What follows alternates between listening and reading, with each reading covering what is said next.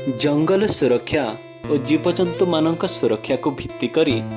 कोलाबिरा वनांचल अंतर्गत जामचुआ वन सुरक्षा समिति रे कार्यालय कर्मकर्ता और वन सुरक्षा समितिर सभ्य सभ्या मानक द्वारा एक छोट प्रयास करा जायथिला।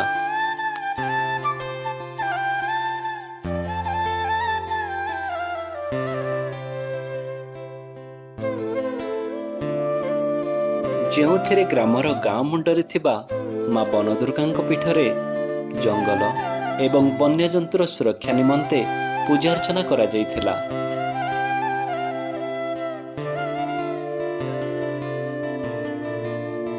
ପୂଜାର୍ଚ୍ଚନା ପରେ ବନାଞ୍ଚଳର କର୍ମକର୍ତ୍ତାମାନେ ଗ୍ରାମବାସୀମାନଙ୍କୁ ଜଙ୍ଗଲର ଉନ୍ନତି ଓ ପଶୁପକ୍ଷୀମାନଙ୍କର ସୁରକ୍ଷା ଉପରେ ଦିଗ୍ଦର୍ଶନ ଦେଇଥିଲେ। वृक्ष जेतु हमको जीवन दूचे केंदी जीवन दूचे पानी दूचे वायु दूचे अम्लजान दूचे खाद्य दूचे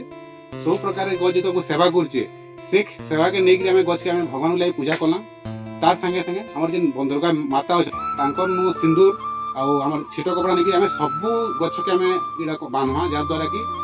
आमा के सब गछ रे भगवान विराजमान अछन जार द्वारा कि आगामी दिन रे गछ के केही ने हाणन तार संगे संगे बिना दरकार रे मैं जानी सुनी गछि हानले सेटा भगवान के हानला भलिया हवा आगामी दिन रे एंता केभे केही जंगल थी नियानी लगाबे जेंता कि जंगल पुड़ी गेले हमें माने हमें मनुष्य नहीं रहू जंगल जदी निथिबा बेले पहले हमें समस्त एकत्रित हेकरी हमर रेकॉर्ड थिला केभे हमें 2 वर्ष होला जंगल थी काहे नियानी लागि थई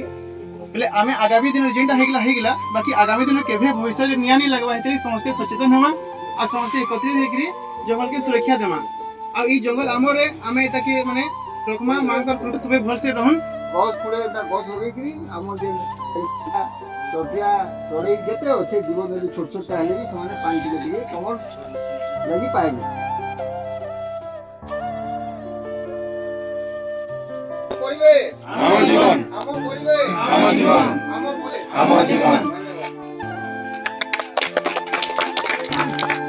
ଏହା ପରେ ପ୍ରାୟତଃ 150ଟି ଶାଳ ଗଛରେ ନାଲି ଛିଟ ବାନ୍ଧି ଓ ସିନ୍ଦୁର ଅର୍ପଣ କରି ପୂଜାର୍ଚ୍ଚନା କରାଯାଇଥିଲା। ନାଲି ଛିଟ ବାନ୍ଧିବା ଦ୍ୱାରା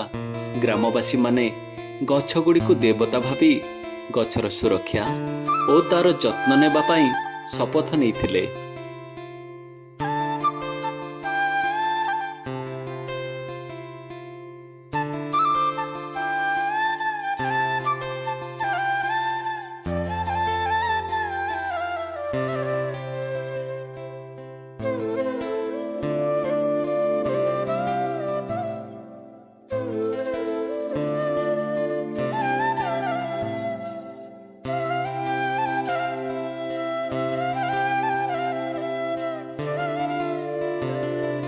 ତା ସହିତ ପକ୍ଷୀମାନଙ୍କର ଶୋଷକୁ ମେଣ୍ଟାଇବା ପାଇଁ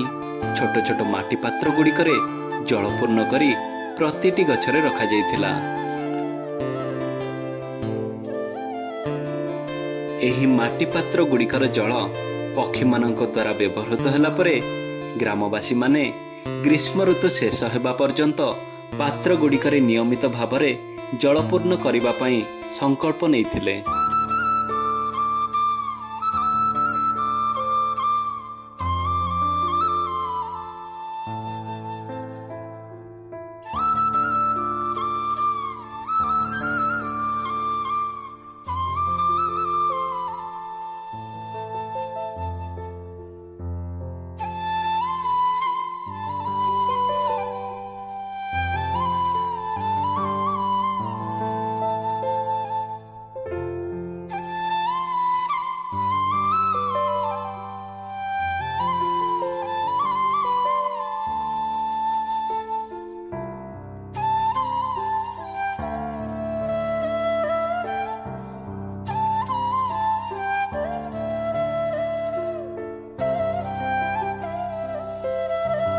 ଏହି ପରିପ୍ରେକ୍ଷୀରେ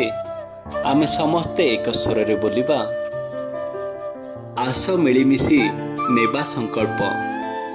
ବୃକ୍ଷ ବନ୍ୟଜନ୍ତୁ ଆମ ପ୍ରଦୀପ, ସେମାନେ ଲିଭିଲେ ଆମେ ଲିଭିବା, ତାଙ୍କ ରକ୍ଷା ପାଇଁ ଜାଗ୍ରତ ହେବା।